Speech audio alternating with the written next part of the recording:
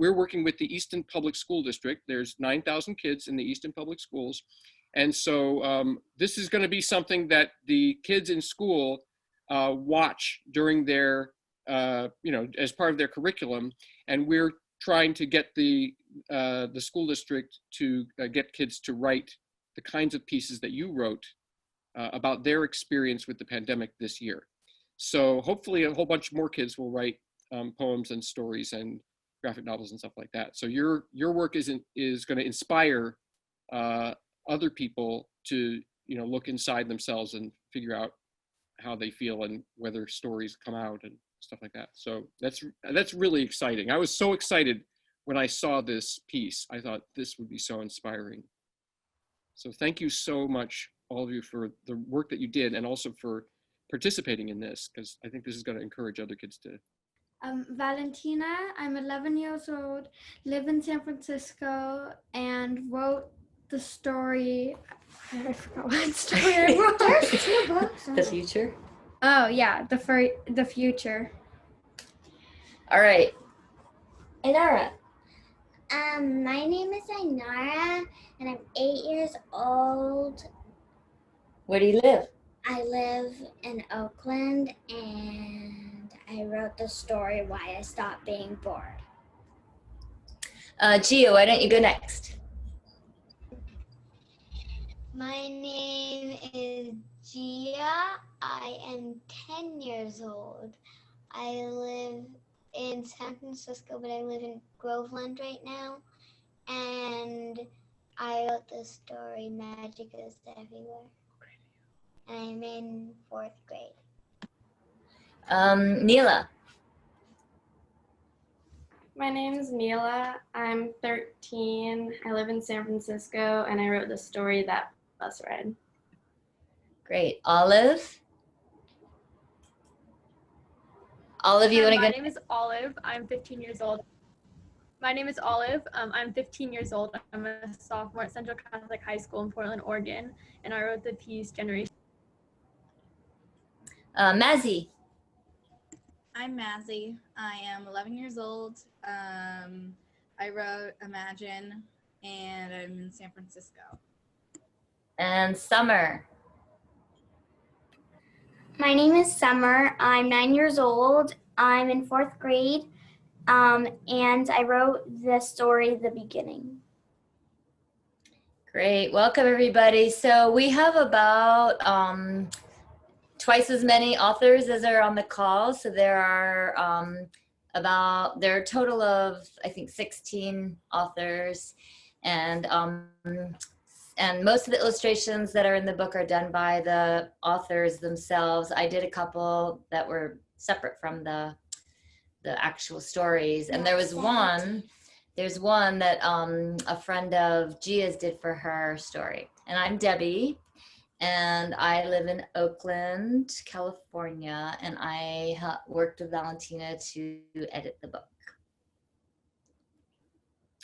Well, maybe I could start. First of all, I'm Andy, and I'm in Easton, Pennsylvania, and I represent the Easton Book Festival. And so we're so excited that you all decided to come to the Easton Book Festival. Thank you so much for sharing your stories and for sharing your stories about how you came to write these things. So Debbie and I talked a little bit about what kinds of questions we might be interested in asking you. But I wanted to ask Debbie a question first, which is, how did you end up working on this project? So, I was hanging out with Valentina, which is one of the really positive things that happened to me with COVID-19, because we got to spend more time together. And we were hanging out, and she showed me a story that she wrote. Did you write it for school? Yeah. Yeah, she wrote a story for school about COVID-19, and it was actually do you call it a fantasy or sci-fi? Yeah, it was a sci-fi story. And we were going on a bike ride, and I said, maybe we should make a book about kids and youth's pandemic shelter-in-place experiences. And she got super excited. And so that made me super excited. And so that's how we did it. Anything else you want to add? That's pretty much it. That's what started it. And we had no idea what we were getting ourselves into. Was it a lot of work? Yes. Yes. Well, Debbie, what I'm thinking is that maybe you could ask some questions and of everybody, and we could just sort of, and then maybe would some of the kids read what they wrote? And Yeah, we that'd be do great. have some who want to read. Should we ask some, let's ask some questions first, and then we can do some readings. Is that what you're thinking? Yeah, Okay, or we could mix it up. Whatever you think, whatever it feels like. okay. So I'm curious about, for who, anybody who wants to answer, about what gave you your idea for the piece that you wrote. Like, what gave you the idea? Does anybody have a thought? Summer. Yeah, you can just raise your hand. You don't need to click like the raise hand feature. So we'll get Summer and then Olive, and then if anybody else wants to answer. So basically, for my story, I kind of based it off of what was actually what was actually happening with kids. Because at the beginning, a lot of people couldn't see their friends and they couldn't really go anywhere. And it was just very crazy and nobody knew what was happening. So that's kind of what I based my story off of, like just not understanding what's happening in the world right now. Awesome, Summer, thanks. Olive, what were you gonna say? So for my piece, I would say I had by like initial inspiration, had a lot of contributing factors. I feel like so far during the pandemic, we have all lost and missed out on a lot of things, but more importantly, as a society, we've had like a wake-up call or call to action on the like social injustices and environmental crises that are currently like plaguing society, which is long overdue, but also monumental to like all of our lives right now. We are at a point, especially our generation, where there is no time left but now, and so we have to fight now if we want a future.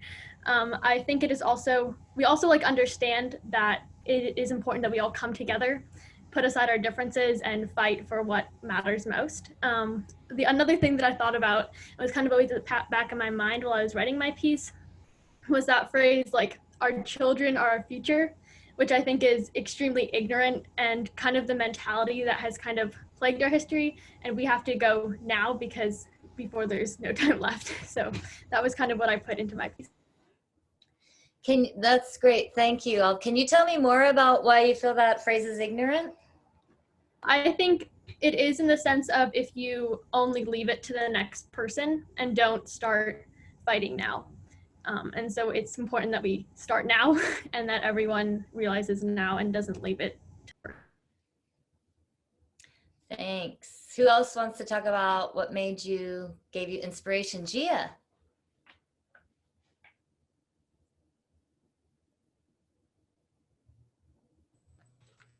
My inspiration was I'm Irish, I love magic, and I have a great imagination. Wonderful, thank you. Anybody else want to talk about the inspiration for your story or poem? Okay, cool. So I'm wondering, what do you want other kids or adults to know about your experience with COVID-19 and shelter in place? So this can have to do with what you wrote, or it can be something else that's come to you, because a bunch of time has passed since then. So is there anything anybody would like other kids or grown-ups to know? Valentina. I think that even though it's been hard for everybody, still think of the good things that are happening right now. That's great. Can you all hear, Andy, can you hear well enough? Yeah? Yes, Okay. yes. We'll go Mazzy, because she hasn't spoken yet, and then Summer, okay? I think when I was writing the story, I was writing it from a point of view, because it was still like, when I was asked to write the story, it was a lot more of like towards the beginning, or and I was just like there's a lot of sadness and confusion, and now we're 6-7 months into it, and I've kind of learned a lot more that there are bigger problems in the world, and that it's not necessarily like it's not the end of the world. Thank you. Summer.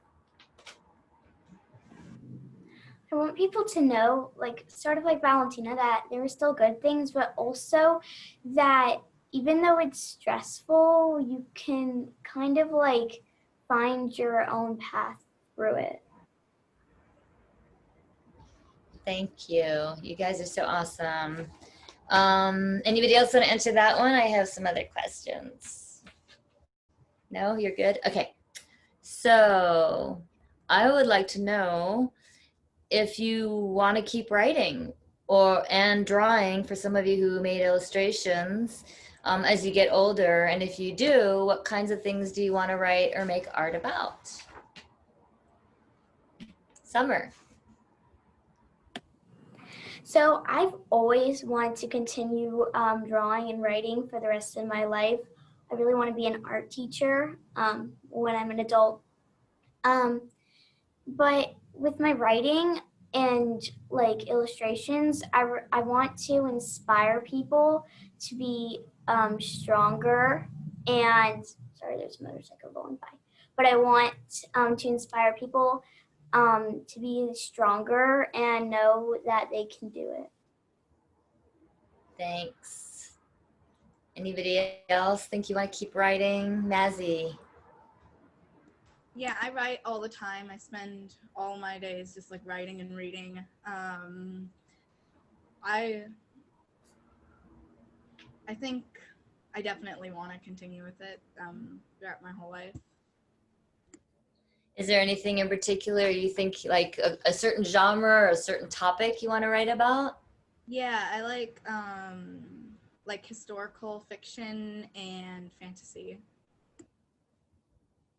Cool. And you play music, right? Are you still playing music? Yep. Yeah, Yeah. I like writing songs and poems and all that too. Awesome. Gia. I do want to keep writing, and it is really fun to do. It's really fun. Nice. Yeah. Cool. I would like to ask Valentina what it was like being co-editor of the book. It was really fun. I enjoyed it a lot, but there was a lot of stumps when we're in the process. Yeah. Like what? Like seeing which website to use to make the book, and yeah. Well, what was the best part of being a co-editor? Everything. Like what? Reading all the stories. And what was the biggest challenge?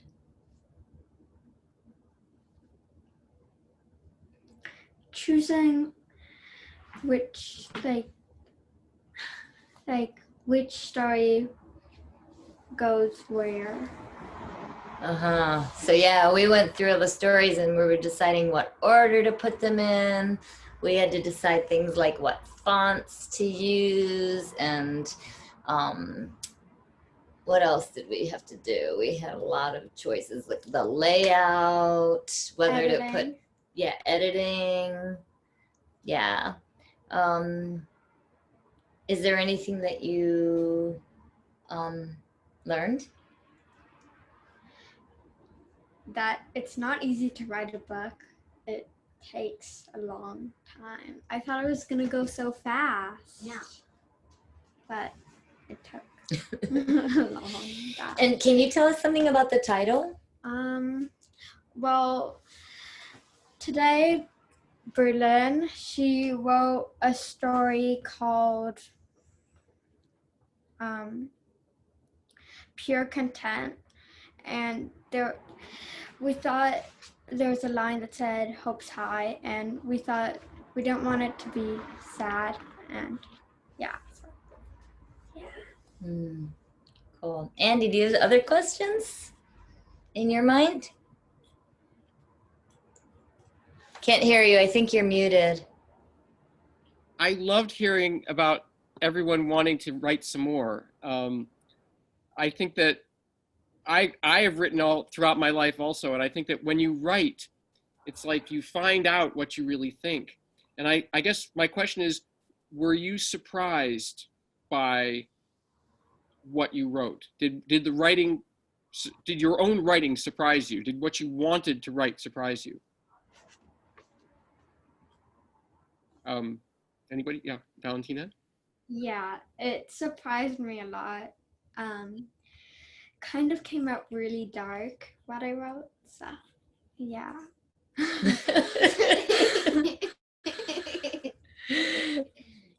Anybody else?